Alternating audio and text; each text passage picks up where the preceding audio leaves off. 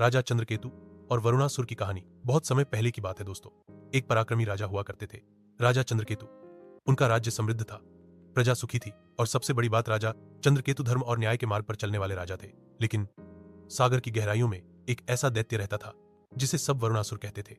वरुणासुर समुद्र के देवता वरुण का ही एक अभिशप्त पुत्र था, जो अहंकार और क्रोध की आग में जल रहा था। उसे अपनी शक्तियों पर घमंड था और वो धरती के हर शासक को अपना दास बनाना चाहता था। एक दिन चंद्रकेतु के राज्य में समुद्र के किनारे बसे गांवों पर तूफानी लहरों ने हमला कर दिया। गांवों के मंदिर बह गए, खेत नष्ट हो गए और लोग रोते चिल्लाते हुए राजधानी की ओर भागे। राजा ने तुरंत सभा बुलाई और अपने मंत्रियों से कहा, यह कोई सामान्य तूफान नहीं था, यह किसी शक्ति का इशारा है, हमें पता लगाना होगा। सुरक्षा सलाहकार बोले, राजन, यह वरुणासुर का ही काम लगता है, वह चाहता है कि आप उसकी अधीनता स्वीकार करें।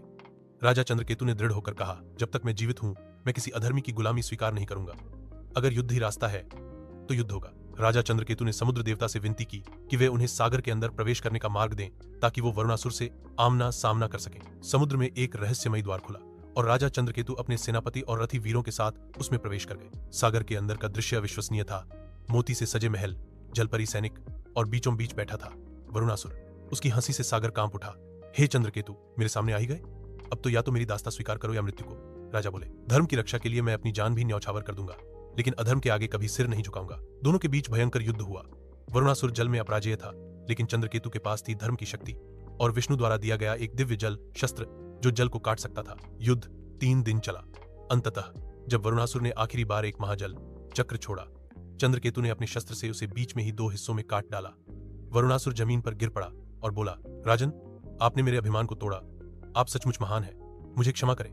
राजा चंद्रकेतु ने उसका सिर नहीं काटा, बल्कि कहा, पश्चाताप ही सबसे बड़ा प्रायश्चित है। जा, तुझे क्षमा करता हूं, लेकिन अब तू किसी को दुहक नहीं देगा। इसके बाद वरुणासुर ने तपस्या की और जल लोक की सेवा में लग गया। राजा चंद्रकेतु जब लौटे तो प्रजा ने फूल बरसाकर उनका स्वागत किया। राजा ने समुद्र किनारे एक विशाल मंदिर बनवाया, धर्म की विजय के नाम से। असली शक्ति तलवार में नहीं होती, बल्कि सच्चाई और धर्म के साथ खड़े होने में होती है। और सबसे बड़ा योद्धा वो है जो शत्रु को भी क्षमा करना जानता है।